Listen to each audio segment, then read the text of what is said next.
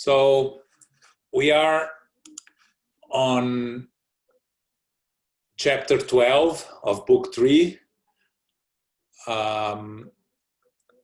which is moral perfection, and we are in the sub-item passions, which is question 907.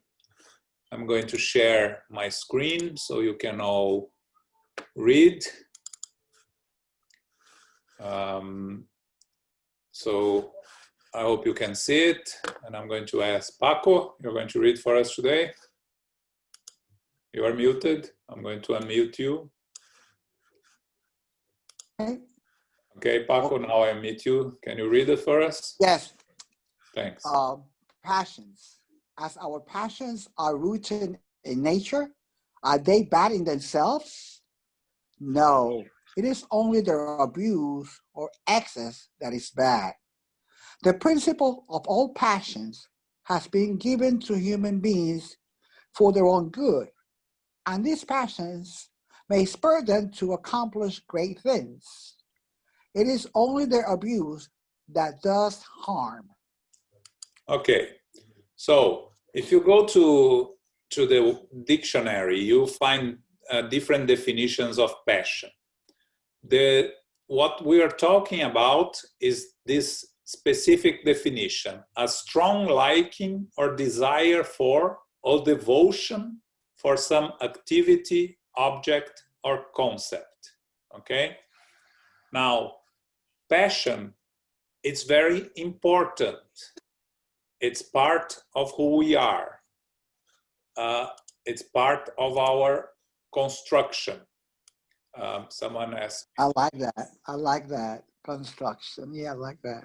So let me try to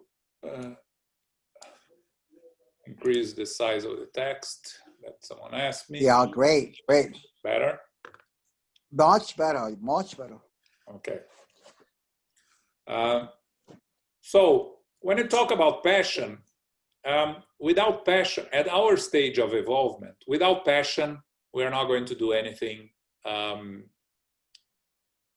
with an effort. We go through our motions, we do a lot of things that we have to do during our days, and most of the things we do because we have to do it. If we didn't, we wouldn't make an effort. Passion is where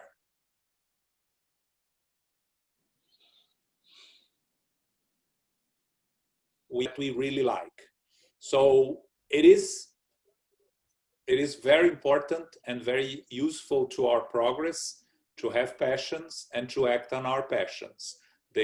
But now how we should control it and how we should take care of our passions is what we are going to discuss in the following questions. Okay? Okay. Go on. Yeah. How can we define the limit at which passions cease to be good or bad? Passions are like a horse that is positive or useful when under control, but dangerous when untamed. A passion becomes wicked the moment you lose control of it, and when it causes harm to yourselves or others. Passions are switches that greatly increase your powers and help you carry out God's designs. If you allow yourself to be ruled by your passions instead of controlling them, you become a victim of excess. The same force that can be useful ends up annihilating you. All the passions are rooted in a natural sentiment or want. They're not bad in themselves, since they constitute one of the God-given conditions of our existence. Passion usually signifies the exaggeration of a need or feeling. It lies in the excess and not in the cause, and such excess becomes evil when it results in some kind of evil. Every passion that brings human beings closer to an animalistic nature carries them farther away from the spiritual nature. On the contrary, every feeling that raises human beings above the animal nature demonstrates the dominance of the spiritual side over the animal side and brings them then closer to perfection. Okay, so now here we start. A lot of the. Yes, can you hear me? Yeah, we can. Okay, so here is when we start to study how to use passion in a positive manner for our progress and for the progress of humankind. The spirits give a pretty good definition to start with. Passions are like a horse that is positive or useful when under control, but dangerous when untamed. So, you know, if you're riding a horse and you have no idea how to control the horse, you are prone to have a bad accident. It's the same thing with our passions. So when our passions are used in a positive manner, in a controlled manner, using to help us move forward and help us dedicate ourselves to whatever we are passionate about, this is very useful and helpful to our progress. Now, when it becomes a problem, when this passion starts to dominate our thoughts above everything else that we have in our lives, or when it becomes an obsession for something, some achievement, and it becomes a problem for our regular normal life, right? So we have to live a social life. We have a family, we have friends, we have to survive, we have to eat, we have to rest. When passion becomes something that prevents us from living a normal life, then it becomes a problem. It's passions that we are not controlling. So the thing here is to use it in a positive and useful way. Otherwise, if we use it to harm others, or if it takes over our lives and we cannot think of anything else, then it becomes dangerous, and then it becomes harmful to us and maybe to those around us, which is also everything that many times we are hurting ourselves, we are hurting those around us, our loved ones, right? Definitely. Okay. Questions? Could you expand a little bit about the point here that says animalistic nature?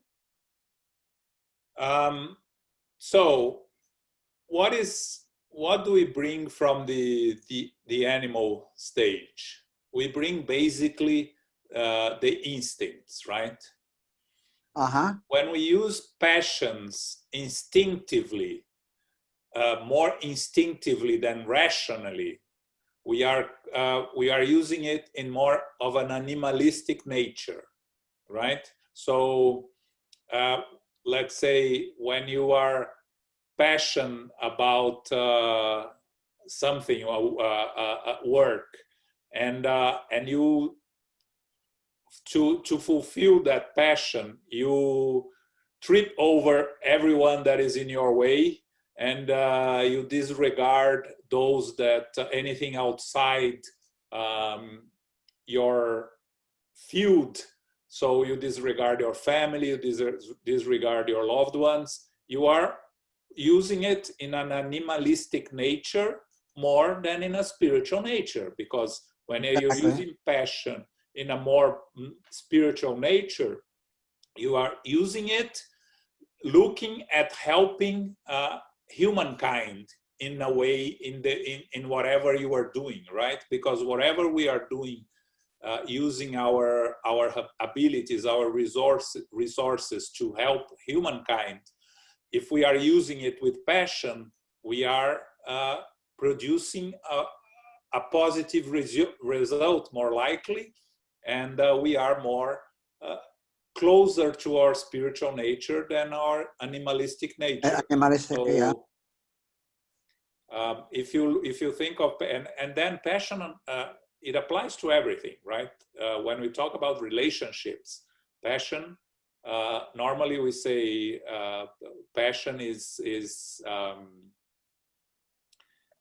it's a problem for most relationships. Not in itself, right? Again, it's how we address it. If we use it in a positive way, if we use it to help our family grow and evolve, we are passionate about our family and we are helping them. But the problem is that most of the time we transform passion in jealousy, in possession, in all these inferior sentiments that cause harm to our families and eventually to ourselves. So it's contrary to what we are studying next, which is selfishness, which is always it always has a negative connotation. Again, it's not 100% negative, but we'll discuss that later. Passion has a positive aspect and a very important aspect of it, because without passion at our stage of humanity, we will really have a hard time evolving, because we will be just laying back and waiting for others to do the work that we're supposed to do, if we can get away with it. John, I wanted to ask a question. Yes, sure. Yeah, I'm thinking of passion right now, of what's going on in the world. Let's see, the front workers, the hospitals, the doctors, the nurses, that are passionately doing this the act of love, of dedication, of helping. That is also a passionate in a good way, is it not? Absolutely. You know, without passion, they wouldn't be there, because it's risky. And, you have to really like what you are doing, even if you are struggling, and many of them are struggling. But without passion, you are not able to do it. Some professions that are not recognized monetarily in the same way as others, you can only do if you have passion. A teacher is one of them. Right. Doctors, nurses, not 100%, but a lot of them. If you don't have passion, it's very hard, because you cannot motivate yourself. Yeah, right? that's true. That is true. They have to love it, and it's in their heart and in their soul that they do this. Because you think of all this that's going on, it's so, my God, you have to praise them. This love of dedicating themselves to human beings and humanity. Something so profound, so profound. Yes, absolutely. Without passion. I'm sorry, João, Luisa. Yes, hi, Luisa. You mentioned teachers, and the teacher of the year, when the title went to this teacher that she teaches toddlers, the elementary guys, and her passion for what she does, and especially in the times that we're living, that has to be through, a computer, and it's beautiful. That's the good side of passion too. Just as an example. My thought here is that passion, it's a positive thing. The abuse of passion is when it becomes negative, but passion in itself, it's a good thing, a positive thing that we need to progress and to evolve at this stage of humanity. Yeah, like you said, Luisa, in the chat, is a very important fuel that, if well used, can help people achieve something essential for their for humankind, right? I agree with what you wrote there. It's perfect. Hey, João. Yes, Renato. Since everybody talk about the positive, let's talk about the negative. Sure. There is negative. Of course, Renato.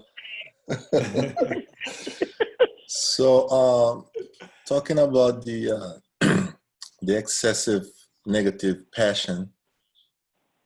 So, what's the difference from that and obsession? Because to me, it looks like just a play of words. Very good. Very good. Yeah, you can call it obsession because, again, obsession in Spiritism is a strong influence of one spirit over another, but there is more to the word than what we use in Spiritism. Obsession is when we are thinking almost only on one thing, right? In case of obsessor and obsessed in Spiritism, we understand that they are thinking of one thing, causing harm to the other, right? The persecutor and the persecuted. So you remove this from an influence from one to another. An obsession, if you are obsessed, addicted to work, obsessed, isn't that harmful to you in the long run or even in the short run? It is, right? I like everything. If it stops being a passion, a healthy passion and becomes a sick passion, then you start causing harm to yourself and maybe to others around you, right? I don't have a problem with changing the word for obsession. Yeah. Thank you. There you go, Renato.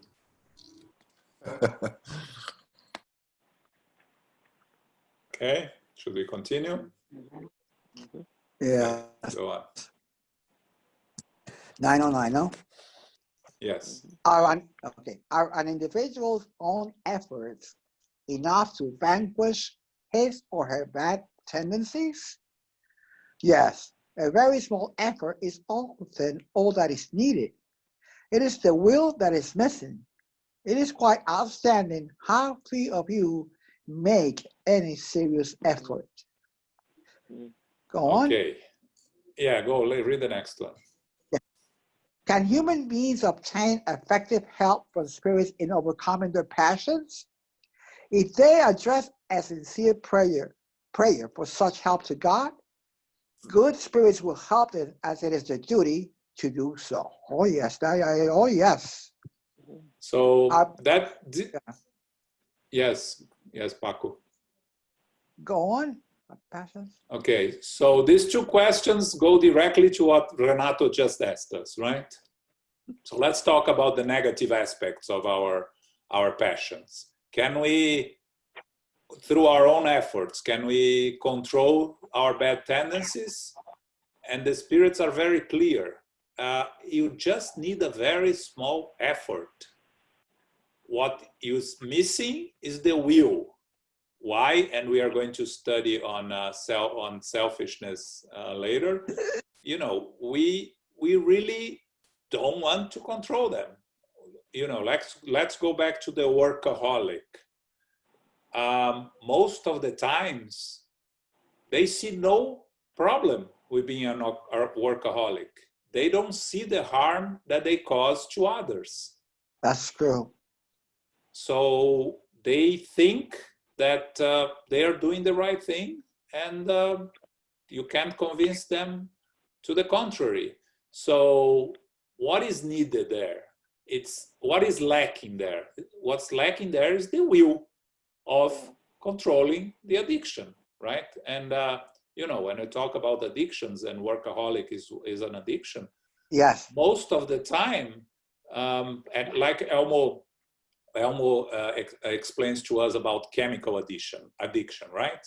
All it takes for the chemical addiction to be clean from our physical bodies is, I think, 3-4 days.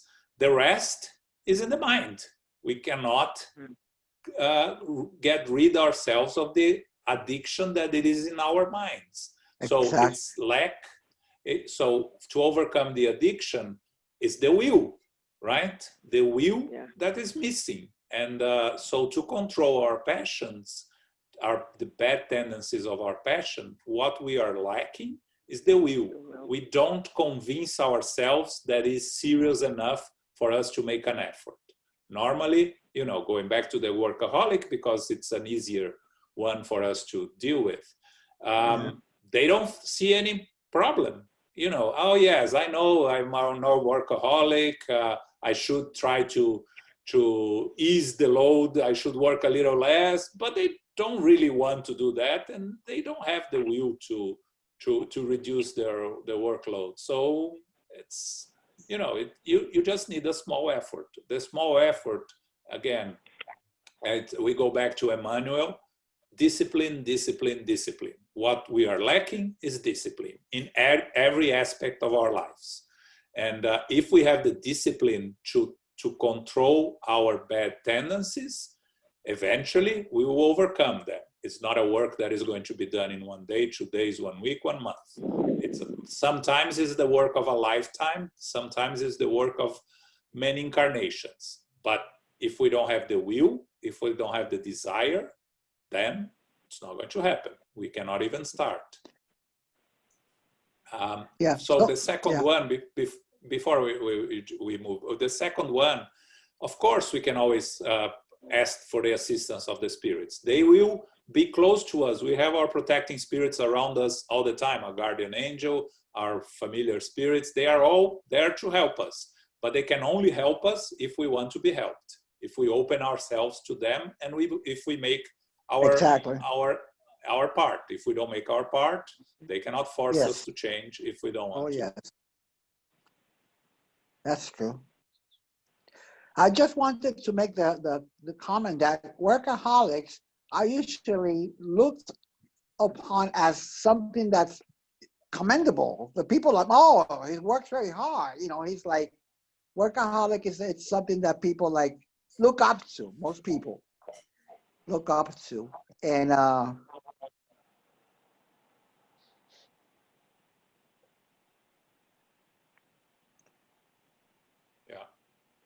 hello? Yes. I'm here. Okay. The problem, the society has a tendency to put some things on pedestal that are not really healthy for us, right? So they praise the workaholics as something nice, very good, successful people, and there are, you know, movie stories and the CEOs, the famous CEOs that reach the pinnacle of their careers, and they're all workaholics, but their personal lives in general suffer a lot. And the problem is for us that we have a better understanding of our spiritual nature, of our eternal nature, is that all of this, it's going to end someday. The work, even if we dedicate ourselves like workaholics, any type of work, eventually will come to end. And then after we no longer can perform the work, we are going to be left with an emptiness that is going to be very hard to fulfill. So that's why balance is always important, because you work with passion on your work, which is very good, but you prepare yourself for something else. So if the work is missing, you can focus on other aspects of your life. That's the problem with our workaholics. They end up struggling when they no longer can work, right? You see a lot of people that retire, and life becomes hell for them and their families because they don't know what to do with their lives. That's true. Okay, anyone else? Yeah. Nope. Okay. Go on. Last two of this. 9/11. Hey, João. 9/11. Yes, Renato. I know that extremes sometimes is not a good reference for us to study, but people like, for example, like Einstein, and that they were on that line of workaholics and obsession, whatever you want to call it. They went to the extreme, and they really impact our lives, even though it took a toll on their personal lives. Does that also consider a bad thing? Yeah.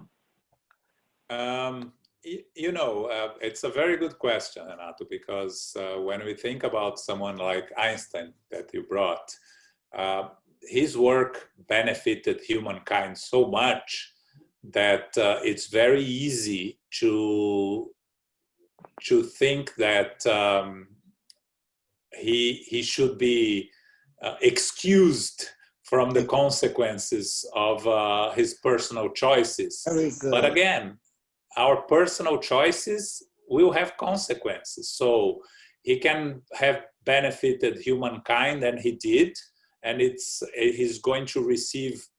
He has the merit, but all the personal issues that he created with this commitment to his work will create consequences for him, and he will have to readjust. To those people that he he harmed, he will have to readjust with them again. Of course, you have the merit of achieving something so great that it will be an easier path of recovery, because you have help and assistance from all those that you have helped.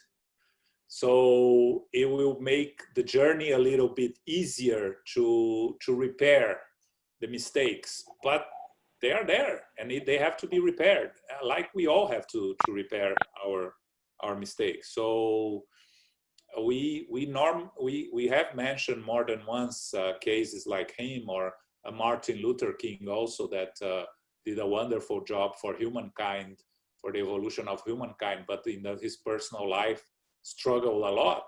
Was a shambles. And he's going to have to face the consequences. Elmo, go ahead.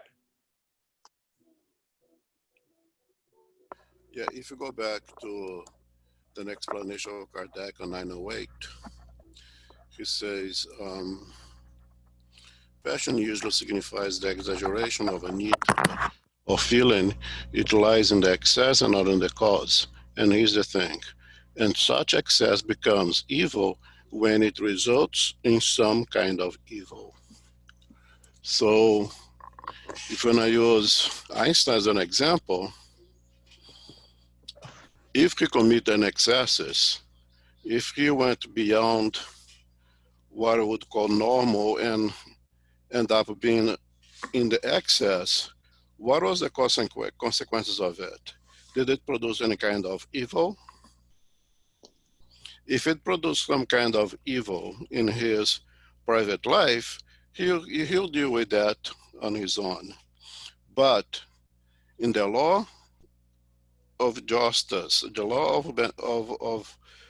of beneficence, most likely all the positive that came about his work will probably erase that little negative in his private individual life, because the benefit of his work for humankind was everything except evil. So you have to take that in consideration as well. It's far exceeded, got it. Now, if my passion is towards one or another religion and I go putting bombs in trains, then I create evil. Then there is a different kind of a consequence. It's said that Kardec was warned that he was overworking, that they're supposed to take it easy a little bit, right? He was wardened by the spirits, and he wasn't unable to do it. Would you say that that created any kind of evil? I would disagree with that. You're right, absolutely, you're right. Very good. In the case of Kardec, what caused it was his physical life to end Earlier. earlier than that if he had worked less. But in the end, that's the point. The personal responsibilities are for him to deal with them on a personal level, right?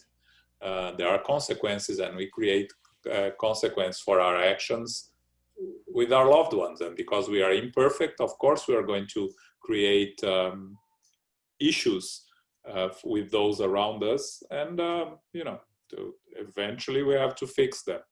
But we don't have the evil that others, that on the other example I almost mentioned, because that individual will have to deal with the personal issues that he caused with his fanaticism, and also all the victims of his evil acts. Then it becomes a much more complicated issue. Yeah. Thank you both. Okay. Thank you. All right. Okay. 9/11. 9/11. Okay. Our passions sometimes so fierce and irresistible that the will is powerless to withstand them. Many people say, "I want to," but their will is only on their lips. They're not generally sorry what they want does not happen. When what they want does not happen. When people are unable to conquer their passions, it is because they take pleasure in yielding to them. Those who can control their passions understand their spiritual nature and know that every victory over them is a triumph of the spirit over matter. Next Okay. What is the most effective means of fighting the predominance of the corporeal nature? Practicing self-denial. Yeah. So the first one, we talk again. The question from Kardec is, are passions sometimes so fierce and irresistible that the will is powerless? And the spirits tell us again that we say we want to control the passions, but it's only on our lips. We really don't want to control it. They are, we're not really sorry for that we can control it, because in the end we enjoy it. Our passion gives us a reward that we think it's better than the alternative, and we continue with that. So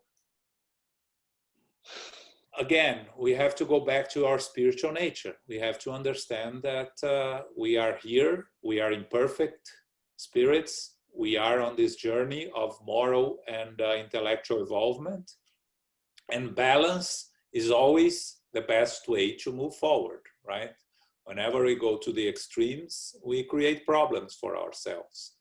So once we understand that everything related to matter is temporary, that we are going to, not when we understand, when we understand and accept, and it becomes part of us, because we all understand here that we are all eternal spirits, but are we really putting in practice? Is it really becoming second nature to us? Or we are still understanding on an intellectual side, but not putting in practice on the moral side, because we still don't think that it's that bad. So that's the issue that we have to analyze, self-analyze, know thyself, and really look at ourselves and see if we are talking about it out of our lips, or if we are using our minds and hearts to put into practice. So, and then it goes to the second question, right? The most effective means of fighting the predominance of the corporeal nature is to practicing self-denial, to exercise the control that we have to have on ourselves, to control our passions, to use it in a positive way. Dani. Got it. Got the self-denial. Exactly the point. I'm a little confused. Self-denial meaning control of the passions, or the negative aspects of the passion. So, you know, you are a workaholic. If it was up on you, you would be working 19 hours per day and sleeping 5, right? So for you to control that, you need some practice self-denial. You need to deny yourself the desire to work without stopping. So you know, if it was up to me, I would work 24 hours a day, but I cannot because I need to sleep. How much I need to sleep? 3 hours, 4 hours, so I can still work 20 hours. No, you have to control it. What else can you do that is besides work? So that's the practicing self-denial. Denial, yeah. Because, you know, when you are washing dishes, right? Nobody's passionate about washing dishes. Some people like it, some people hate it, and for most people, you know, you have to do it. But you don't have to control your impulses, your passion, because you're not passionate about washing dishes.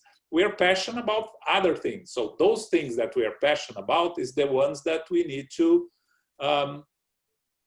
learn where we need to control it or not, right? Like what, going back to what Elmo said here, right? If such excess becomes evil, when it results in some kind of evil. So when we talk about someone that is a workaholic, what type of evil is this person causing? Maybe it's causing harm to his or her family.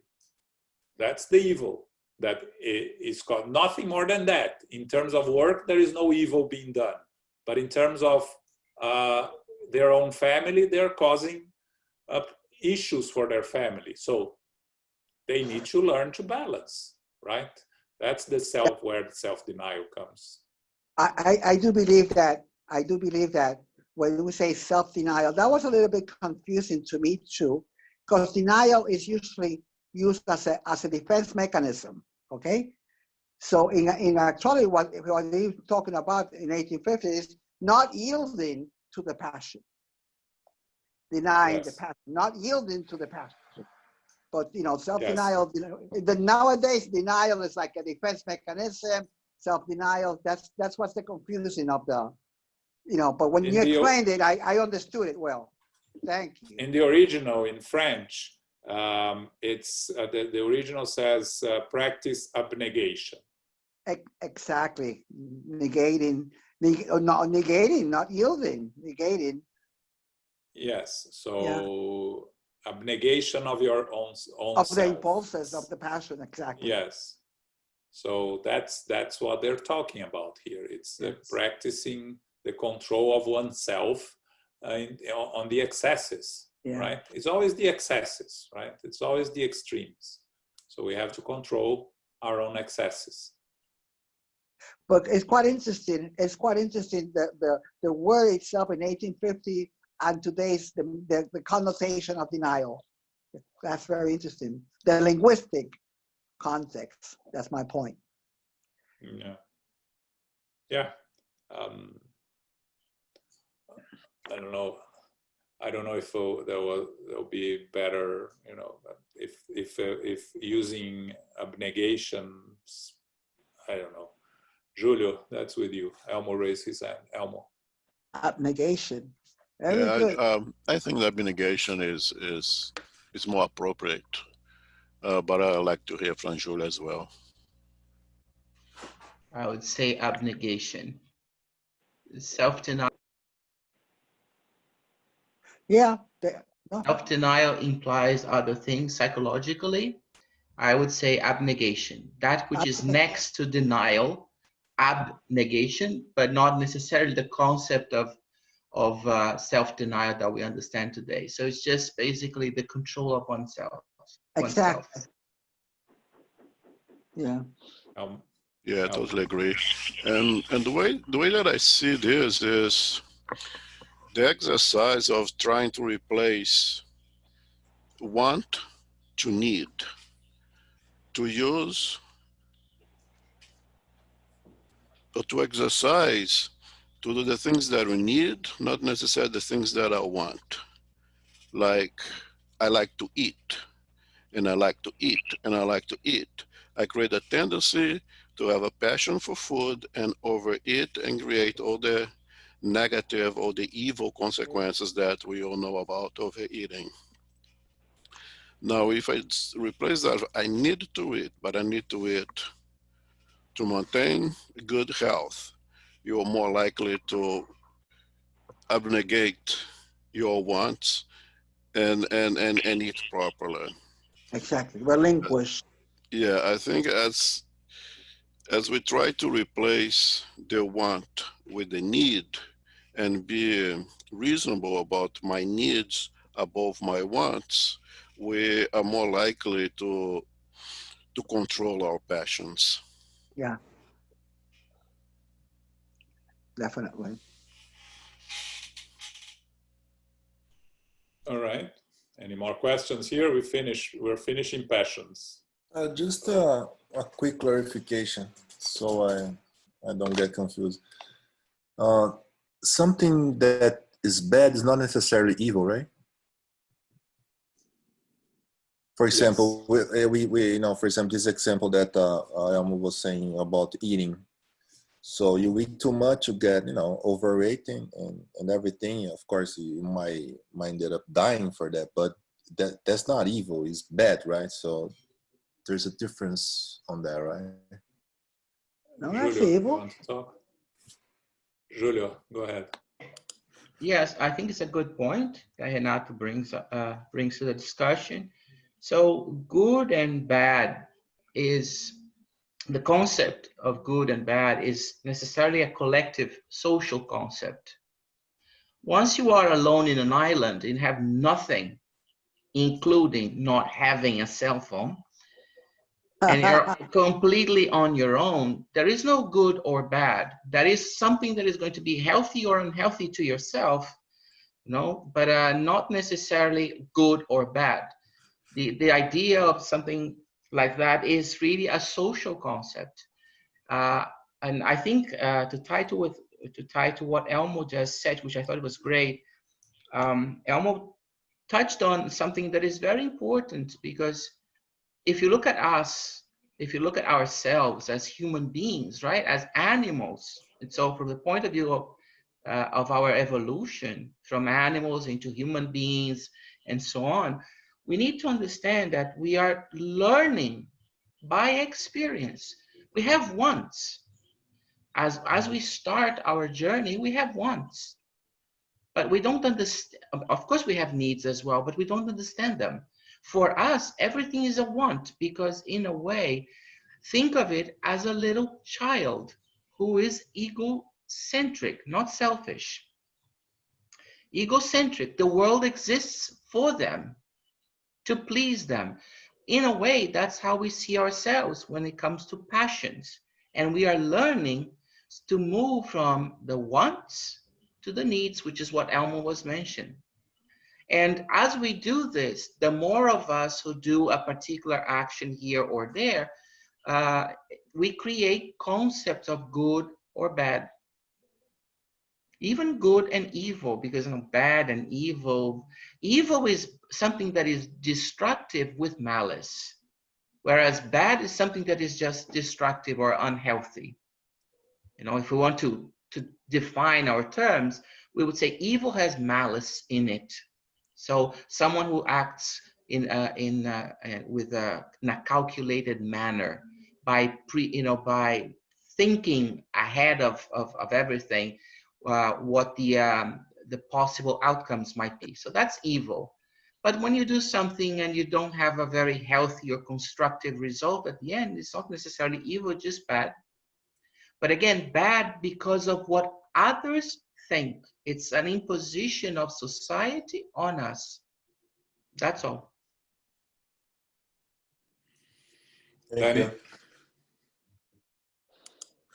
For example, in my case, I always thought that perfectionism was a good thing, and I have been thinking about that a lot in talking about this. It's clear to me that perfectionism can be an excess, right? Like this passion to do everything correct and right and perfect can have a bad side to it, like a negative side on being like asking for my family to be perfect or things to be done perfectly, or my job, my work. And so, and I'm trying to see that, to keep that part that they said it's a little effort, like it might not be that big an effort to change something like that, you know, if you really want it. Yeah, it's a very good example, Danny, because perfectionism is something that many of us have, right? And it normally becomes very frustrating because we not only we cannot be perfect, but we expect others to be perfect. So it becomes a source of frustration and of irritation, and if we are able to understand and to learn how to control it, the fact that we want things to be right, it's not bad per se, right? Because we want things to work in the proper way.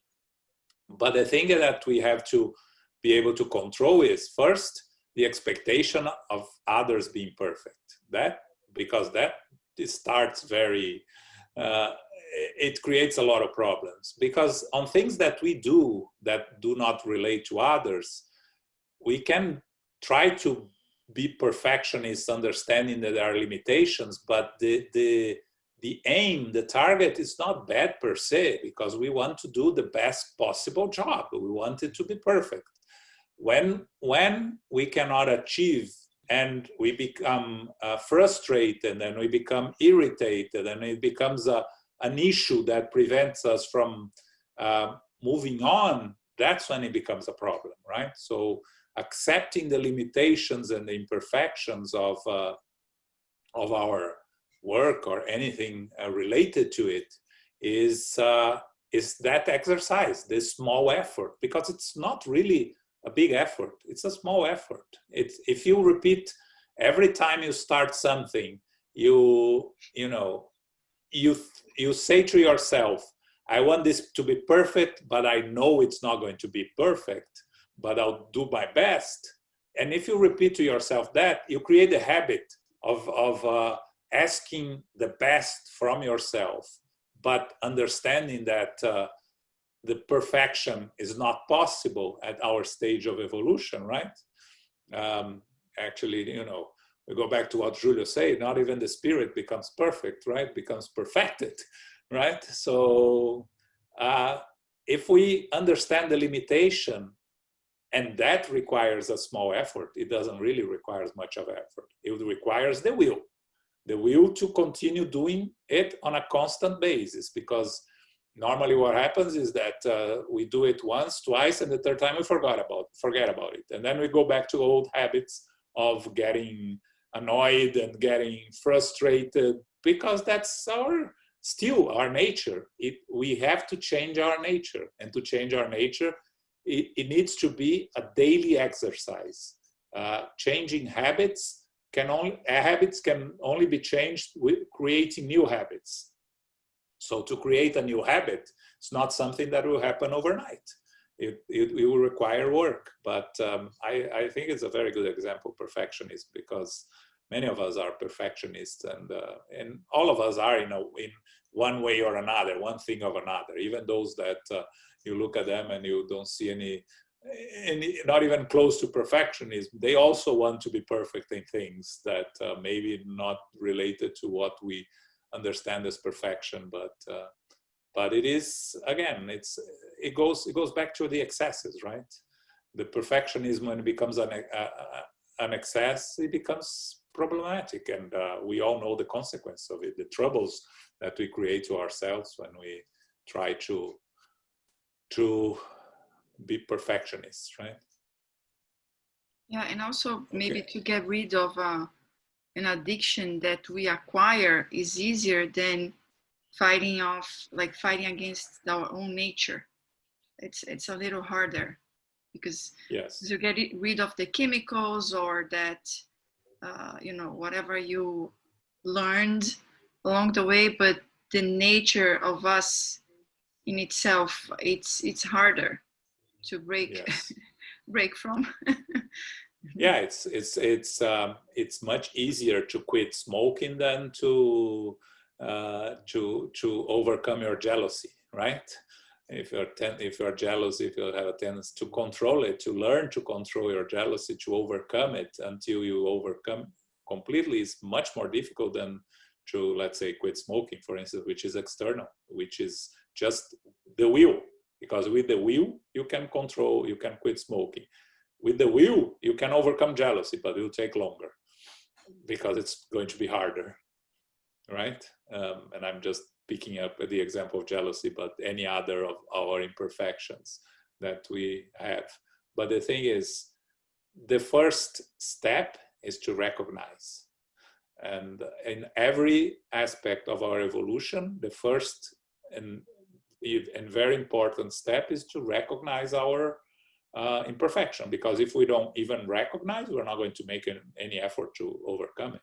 And others may even say to us, and we will ignore, because we will think that we won't listen, right? Because we think we are right, we are perfect. So first step is to recognize, and but that's not enough, because we recognize, and then the next thing, that's not that bad. I can live with it, or I have eternity to overcome it, right, Renato? Right? Why should I make the effort?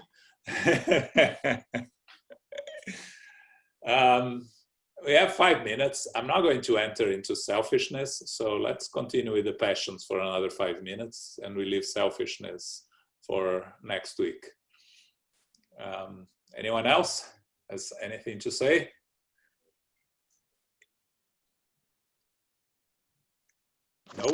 No questions?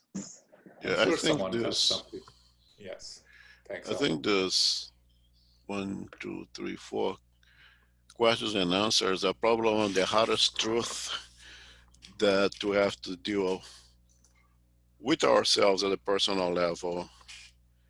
To accept the truth that to change habits is easy, just require little effort. It basically goes against everything that we learn outside of spirituals. Say change habits is very hard, it's very difficult. It takes tremendous amount of time and effort and this, and then the spirits come and say, it's easy. You just need a little effort. You just need the will. We have to have a will. I think those 4 or 5 questions are so intriguing and so hard on us. It's such a truth reality, such a hard truth for us to swallow, that we need to go very slow to digest that. I remember I gave a lecture on this topic on one Sunday sometime in the past, because I was so intrigued with this, the answer from the spirits. No, it's easy. What amazed me is your lack of effort. I said, what are you talking about? And it's very hard to come to agree with the spirits on that one. It took me a long time to accept that.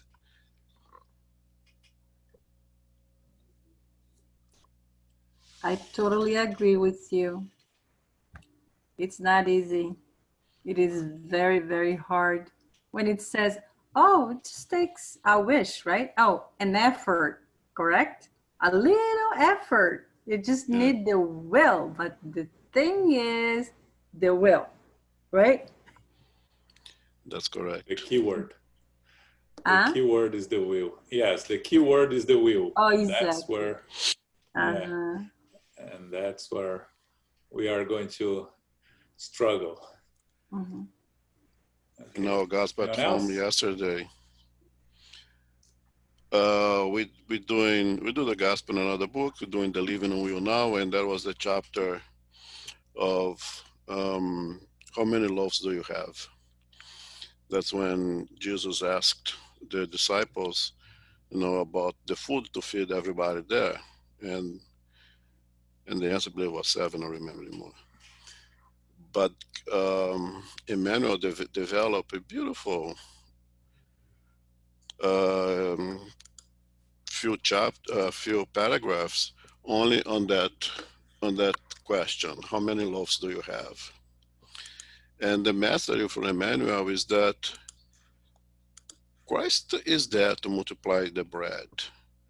Christ is there to use his little magic with his intelligence, with his ability, and provide enough food for 4,000 people out of 7 loaves of bread. But you have to start with something. You have to have something for him to work. So the message of Emmanuel is, we pray to Christ to help us, to do things for us, and Christ will say, okay, what do you have? What can I use in you for me to do the things that you want, to provide the things that you need? What is it that you bring to the table? And I think in this question here, the thing that you have to bring to the table is the sincere will. I sincerely want to. And if you have that sincere desire, then Christ can act and multiply things for us. That was very Yes. beautiful and inspiring. Yeah. Thanks, Elmo. You're receiving someone clapping your hands for you. So well done. Thank you. Okay, so now we stop. So before we go to the final prayer, let me make all the announcements that I have for this week. First one, thank you all for helping on the GoFundMe campaign that we reached 80% of our goal in a little more than one week. So we still have 20% to go, but we appreciate all the donations, all the help for all those that have helped. We understand those that cannot help. We have, we all are going through different challenges. So we appreciate those that can, and those that already have done, and those that cannot, we understand also. So the lectures, this Saturday, the United States Spiritist Federation talk series, we are going to have Álvaro Mordecai. You remember him? He gave the lecture on one of our first Sundays, virtual Sundays. That guy that talked about the first 2 commandments of Mosaic law. He's going to give a lecture about Jonah the prophet according to the Spiritist view. So he's a Spiritist speaker that talks based on his studies of the Old Testament. He was an Orthodox Jew until 4 or 5 years ago, and then he became a Spiritist. And he dedicates his time to study Spiritism in the eyes of the Jewish tradition and the Jewish laws, and bringing the Jewish laws and bringing the Jewish traditions to Spiritism. And it's, for those that saw his lecture, it's very interesting, and he brings something that we really don't have much in Spiritism, which is the understanding of the Judaism and the Mosaic laws and everything. So this Saturday, 11 a.m. on the US Spiritist Federation YouTube channel or Facebook, okay? Then, so going towards the symposium, which is 2 weeks from this Sunday, we are going to start this Sunday. We are going to continue this Sunday with the fundamentals of mediumship, the studies that we have been doing through lectures. And I'll be presenting this Sunday, and we are going to talk about the perispirit. Okay, so the perispirit in our mediumship studies, it's 2 classes, because the first one is just to talk about the perispirit, and the second one, which will be later, it's going to be the perispirit and mediumship. So if you have questions about the perispirit, if you want to learn and understand better, if you want to help me, please join me Sunday on the lecture, and that we are going to discuss perispirit, okay? Now, because we have the symposium on the first weekend of June, which is June 6 and 7, and on Sunday, the symposium starts at noon our time, we're not going to have our regular study on the first Sunday of the month. We are not going to have our classes, because we are all going to be watching the symposium, correct? I expect you all there. And if you don't join us on the symposium, you cannot join us on our classes. I'll block you from watching our classes. I'm joking. Anyway, so normally in the first Sunday of the month, we study in the greater world. But because the first Sunday is going to be the symposium, and May has 5 Sundays, and the last Sunday is the 31st, we're going to study in the greater world on the 31st of May, May the 31st, which is not this Sunday, next Sunday, okay?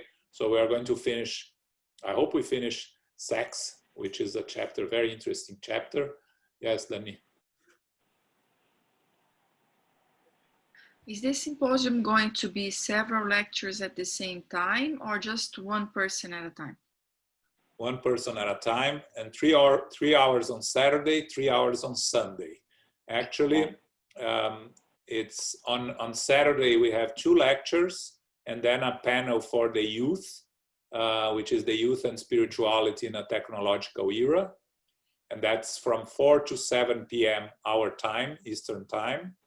And then on Sunday, we have 1 lecture, the role of technology in the dissemination of spiritual values. And then we have a roundtable called Spiritist Ask Me Anything. That will be with Jussara, Dan Assis, and Julio Carvalho, and I will be the moderator. Okay, so that's from Sunday. It's from 12 to 3. Okay, and you'll give more information, but it's the program is on our emails. If you are not receiving the emails, please let me know. But we've been sending it on every mail. Okay. So I think that's it, right? I spoke a lot. 5 minutes of advertisement, enough. Luisa, sorry, Carol, can you do our final prayer, please? Yes, I can.